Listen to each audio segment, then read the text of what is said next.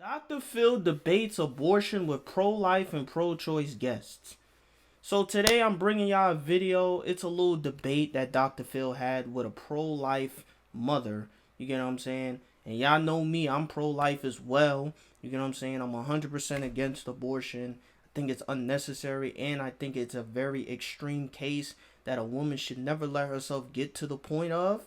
But that's just my personal perspective and opinion on the matter. But I ain't gonna waste your time. We're gonna get straight into the reaction. But I need y'all to do me a favor. Hit that like button, hit that subscribe button, and turn on those post notifications so you get notified when I upload a new video. So without further ado, I'm gonna hop straight into it. Here is pro-abortion. The difference is pro-choice and pro-life. Lila, you say some things in the predicate of your positions that life begins at fertilization, that science is very clear about that. And you have to know science isn't, there's no consensus among the scientific community. There is, Dr. Phil.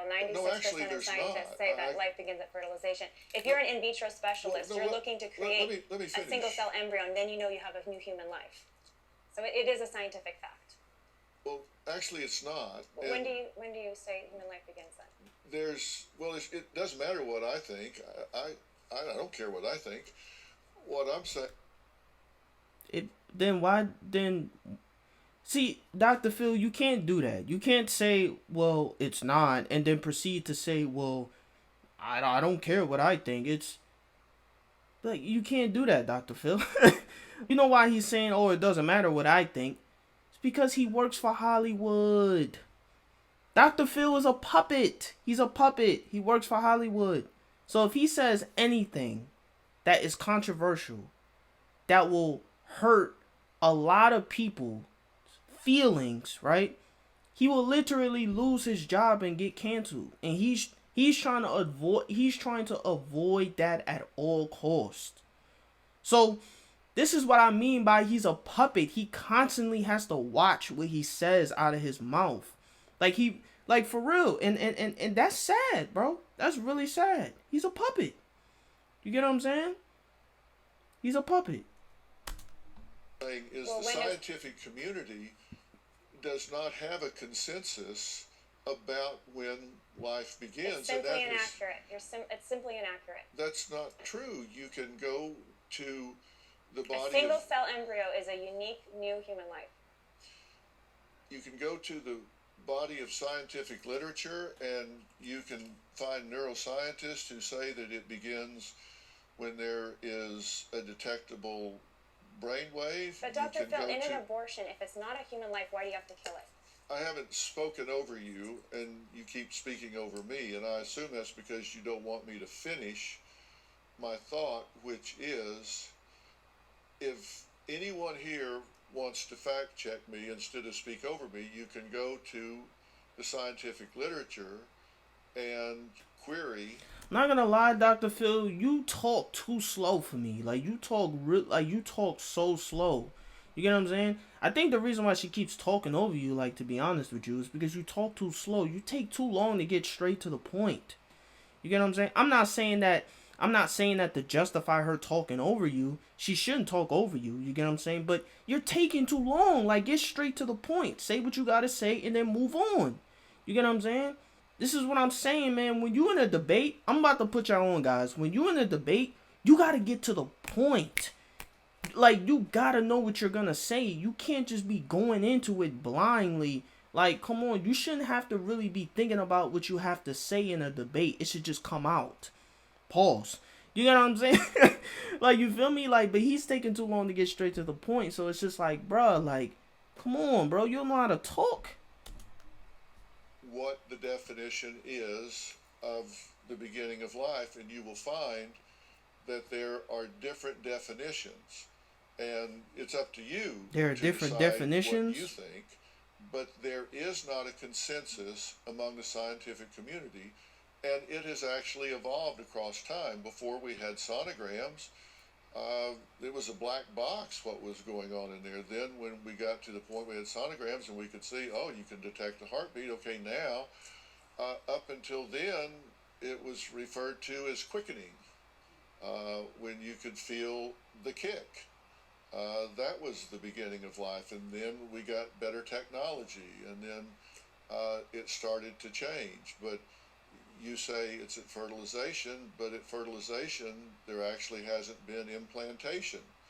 And then once there's implantation, then this is a process, and it's all I'm saying is there's not a consensus, and you're saying there is, and that's factually inaccurate.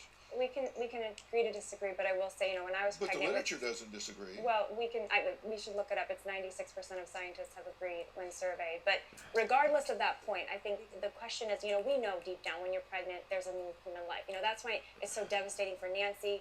Our miscarriage was so devastating. We all know that deep down. These are human beings. That's why it's so contentious. And listen, do we acknowledge that all humans have human rights? Because I think what your question is about personhood. I agree with a lot of your points. I'm just saying it comes down to when that life begins. But I don't think Nancy or others here are saying they're not human beings. The real argument here we're having is about choice and a person's right to choose what is best for them, what is best for them regarding family planning, what is best for them regarding their bodies and their ownership. And when we are listening to this debate, we're constantly getting back to about who's deciding what. If you determine for yourself that's when life begins, that is fine for you. But someone else may determine something completely different. And this is where, from a pro-choice standpoint, we're saying it is not for us to decide for anyone what they believe, how they believe, but they have options.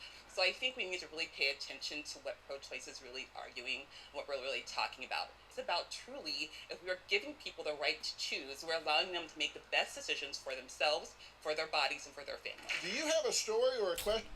Alright, well, that's the end of that video. I think they have more clips, because this whole debate thing, it was a part of an episode, so it was much longer. This obviously wasn't the full thing, but I'm going to just get my final thoughts and how I feel about this whole situation.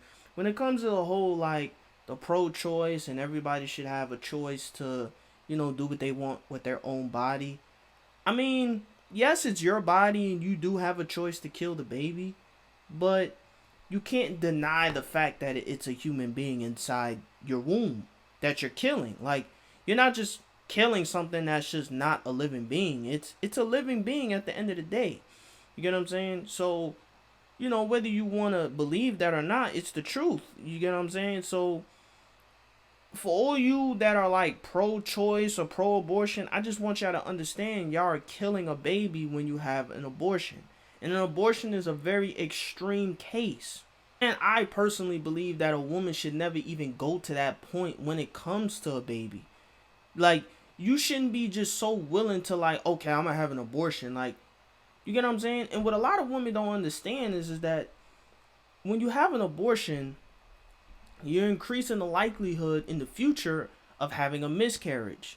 You get what I'm saying? So not only is abortion an evil thing when it comes to killing babies, but you're affecting your health as well in a negative way.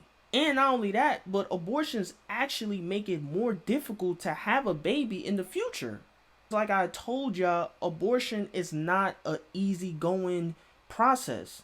It's a very brutal and bloody process that involves, I'm not going to get too explicit, but cutting up body parts, all type of stuff.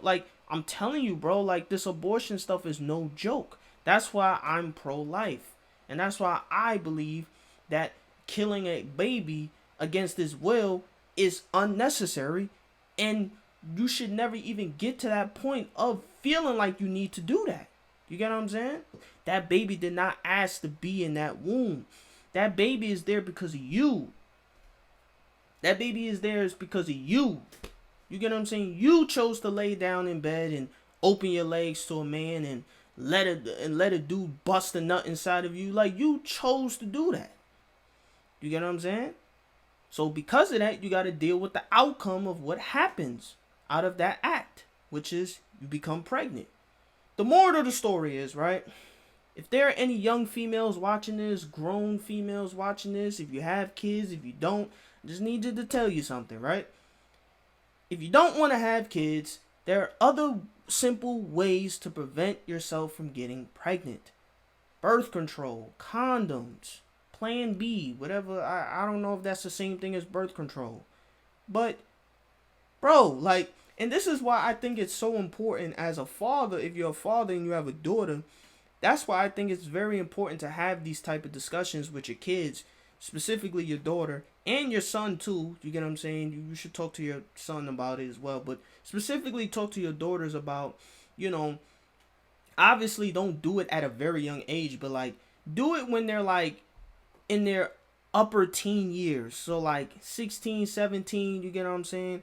Because a lot of kids these days are crazy. A lot of these kids these days are losing their virginity at like ages 11 and 12. You feel me? So that's why I feel like as parents we really gotta be aware and on top of what our kids are doing, the social environment they're in, the type of people they're hanging around. Like you gotta pay attention to all of that stuff. But I feel like it's important that as a father you need to discuss with your daughter, are you being sexually active? If you are being sexually active, you need to be on birth control. Now, as a father, I'm not going to agree with you being sexually active because I feel as though as you should wait. You feel me? You should hold on to your virginity as long as you can. And give it to a man that is deserving of it.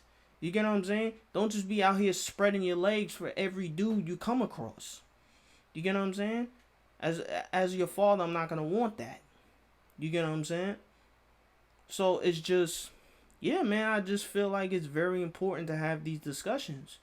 You get what I'm saying? Because I think that if more fathers and more parents were more aware of these things and just more, out there to like have these type of discussions with their kids, then less abortions would happen. Now, of course, they would still happen, of course, because you're always going to have parents that don't care about their kids and they're just not that self-aware and they could care less about what their kids got going on. You get what I'm saying? You're always going to have parents like those. You feel me? Like, regardless, you're still going to end up, you're still going to have people that are going to be, you're still going to have girls that are going to end up being single mothers, getting pregnant by dudes they didn't want to get pregnant by and this and that. You get what I'm saying? You're still going to have situations like that. But, ladies, you don't have to go straight to abortion. There are other ways to prevent yourself from getting pregnant. Condoms, birth control, Plan B, whatever. It's so many other ways, man. Or, in my opinion, the best way is to just not have sex at all. Just don't have sex. Hold on to your virginity. You get what I'm saying? But most women in today's society, they're not going to do that. They're not going to hold on to their virginity because they just want to be... It's the social programming that they got from social media. You know what I'm saying? Social media has brainwashed these young girls into thinking that they need to be on this sexual liberation bullshit where they just need to embrace their sexuality and go out and be whores. You get what I'm saying? When in reality, that's doing more harm than good. You get what I'm saying? So it's just, that's what I'm saying, man. This is why I always say we are in the end times. We are in the end times. You feel me? And it's only going to get worse. I don't see society getting any better in the next 5 years. I feel like it's going to be way worse when it comes to stuff like this. You get what I'm saying? But that's just my personal opinion, man. But yeah, man, I hope y'all enjoyed this little reaction, man. Yeah, and I'm out.